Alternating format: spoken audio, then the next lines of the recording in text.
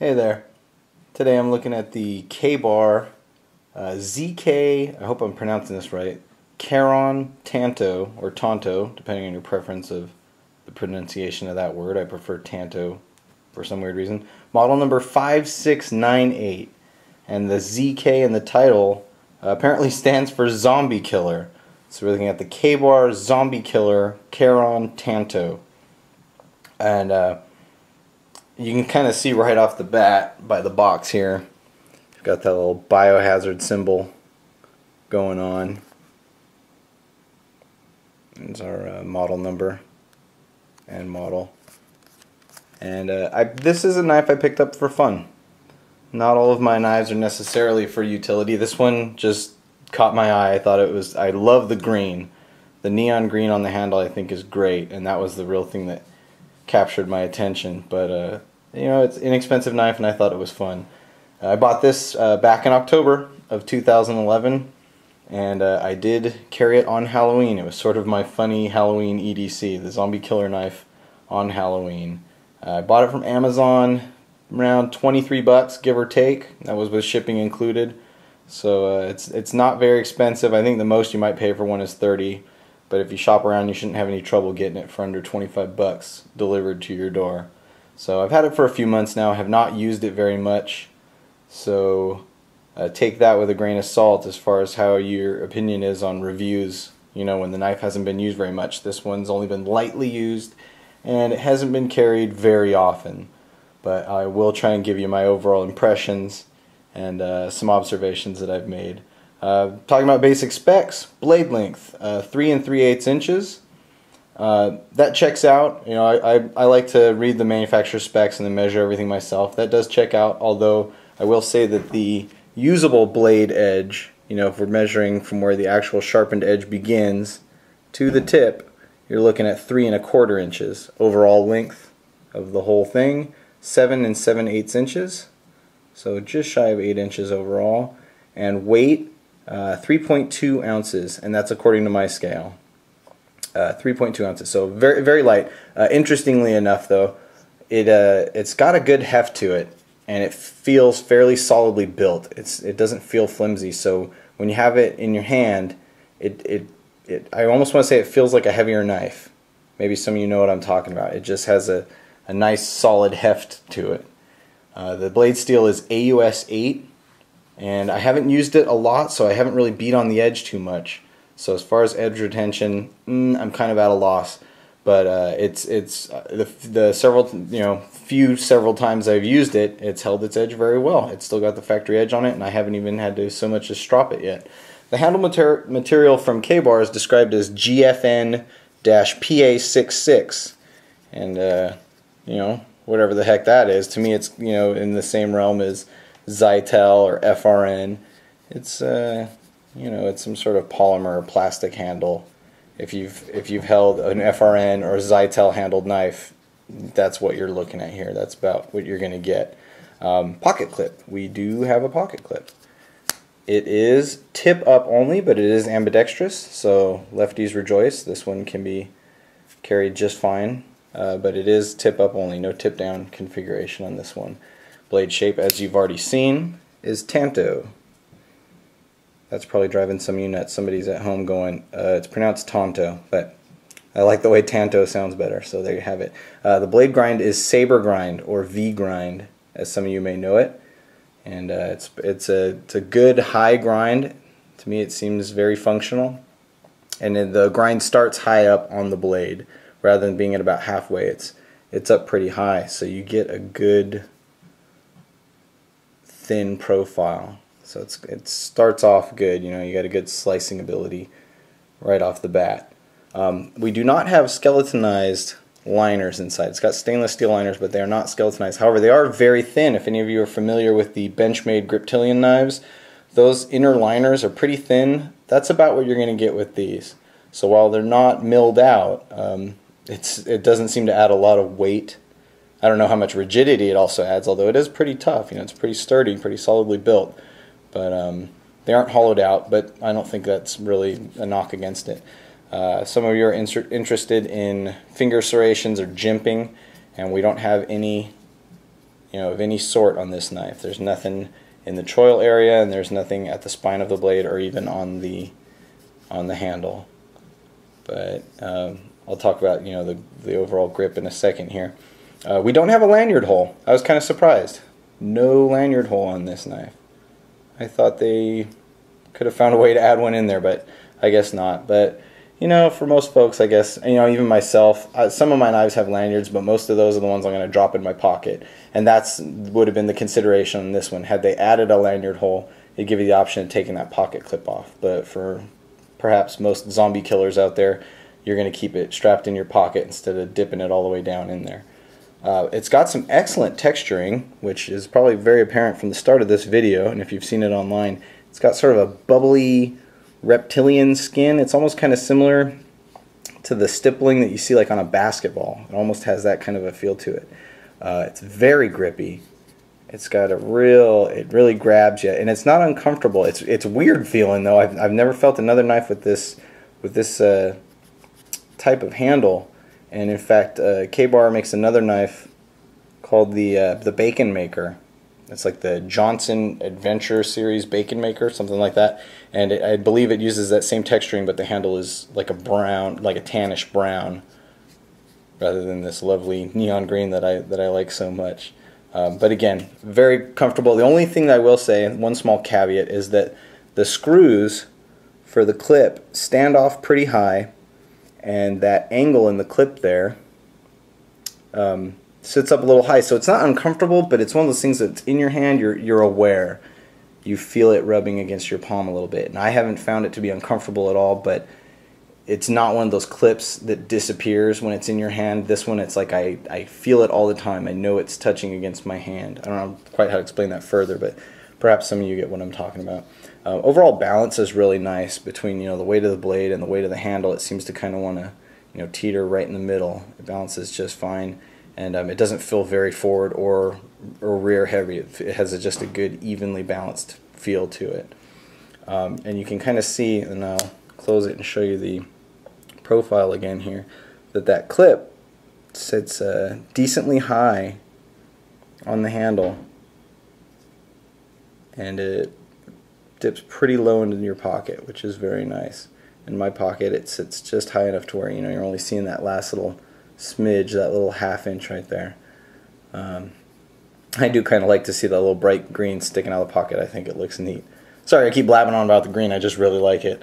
Your lock type, if you haven't noticed already, is a lock back or back lock, whatever you want to call it, and it seems very strong, very solid. Blade centering is excellent. I don't know how well that's coming out in the light, but it centers perfectly.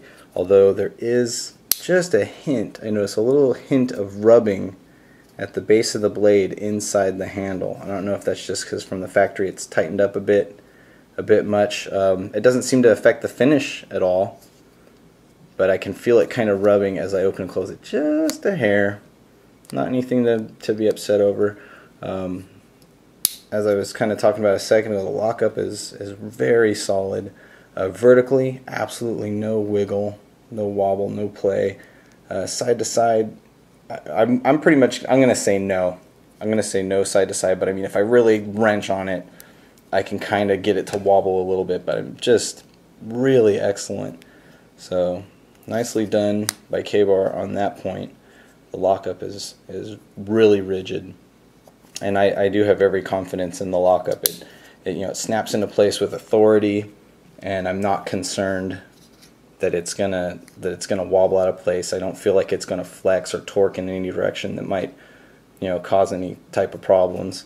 As far as the overall design, the overall look, I'm really pleased with it. I'm not the biggest fan of Tanto blades, so for me it's not the most useful design.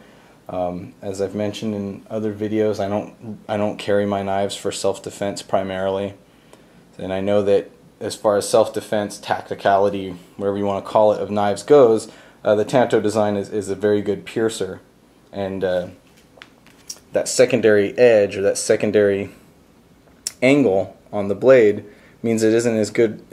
I don't want to say it's not good for slicing, but it isn't quite as good as a knife that's got a nice rounded belly. But it's very functional for everyday stuff. You're cutting open boxes, you know, you're cutting straps, cutting tape, rope, all that typical everyday stuff. It'll suit you just fine. The overall fit and finish, at least on my particular one, is very good for the price. You know, for under 25 bucks, it exceeded my expectations as far as fit and finish goes. You know, everything seems very smooth and flush. There aren't really any rough spots or any bad spots with the screws. You know, nothing crooked. Again, the lockup was really solid, so the overall construction is excellent for the money that you pay. I give them very high marks in that department. You know, getting back to the design, and we're talking about the zombie killer thing, I guess you could use it, you know, if you were out slaying the undead or the recently reanimated with your knife, it might be okay. That might be the one time that I'd want a little bit of jimping on it, or maybe a deeper choil, or even like a flared handle, you know, right at the base of the blade to give me a little bit more of a positive grip in case I jabbed it into a dead guy and, you know, didn't want to slip up on it or anything. But the handle scales are so grippy that it kind of makes up for it. So, you know, you could probably slay a few zombies with it. You know, give it a try and let me know how that goes. I like Ka-Bar's knives overall. This one is made in Taiwan, as you probably saw on the side of the box, and that got that K and that little biohazard symbol on the side of the blade there. Ka-Bar logo at the base, and then the model number 5698 and Taiwan, so you know the country of origin or the one in which it was manufactured. I don't have anything, you know, bad to say against that one way or the other. It's a fun, cheap knife, and you know, I don't know if you could get one made in the U.S. for this kind of price. With this design and these features, you know, I'm sure there's some other brands. Buck is one of them that's kind of doing some good U.S. made knives still, but you know, I'm not gonna get into the politics of it. I like it. I didn't really mind it when I bought it. As far as similar knives, and while I'm talking about that, let me bring in some other knives here into the shot for comparison. Some other common ones, so you can, if you've got one of these, you'll kind of know how it sizes up. There's your Kershaw Leak and Kershaw Skyline. Kind of, to me, this fits into that realm of a medium folder. And let's scrunch these guys together, and I'll put above it the old Spyderco Tenacious.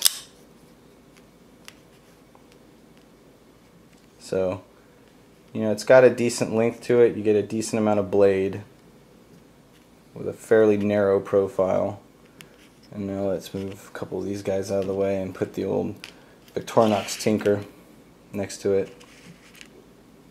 And then maybe also give you an idea of the profile. And I like that this one, the way that the lockback is designed, you can do the old drop and flop kind of thing, where you kind of let it shake down onto your finger, because it has a little bit, the base of the blade has a little extra piece that you can let touch against your index finger. I guess, I don't know if that would be the ricasso area, I guess, but I'd like to just squeeze in the lock, flop it, and close it in.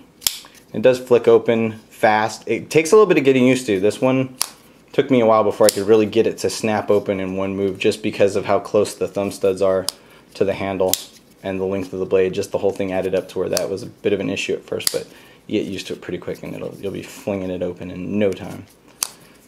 And let's close this guy up and put that Victorinox back out there again.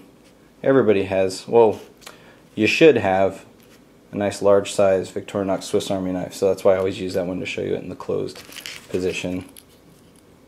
Overall thickness, pretty similar. It's a little bit narrower. So, as far as, you know, blades to compare it to, Ka-Bar themselves offers the Dozier, I think it's called the Folding Hunter, which is a fairly similar size and width. But those knives are probably $20 and under, so that would be a good comparison price-wise with similar performance. The Spyderco Tenacious, of course, another one, at least in the same realm, with this one running anywhere from, you know, 23 to 30 bucks, and the Tenacious probably running about 28 to 30 bucks. You know, those are pretty similar. for fun, you know, you can't beat it. If we're talking about pure utility, I'm going to pick the Tenacious every time. But if you've already got that, if you've got your utility covered and you just want something fun and silly to put in the mix, get it. The Buck Vantage Select, which I don't have here with me, but the Buck Vantage Select is another knife, excellent price. You know, probably run you anywhere from 22 to 27 bucks. That one is another excellent utility blade, and that one is made in the US, so that would be another one to compare it to, and I would recommend the Buck Vantage Select. I'm talking about the large. There's the Buck Vantage Select small and large, and I would recommend the large one as well. And then, you know, Kershaw's got so many knives that are in the similar size. You have stuff like the Asset and, you know, the Skyline, which is priced a little bit higher, but still pretty darn close. So there's a lot of knives that compare price-wise, but for me, it came down to just a fun design.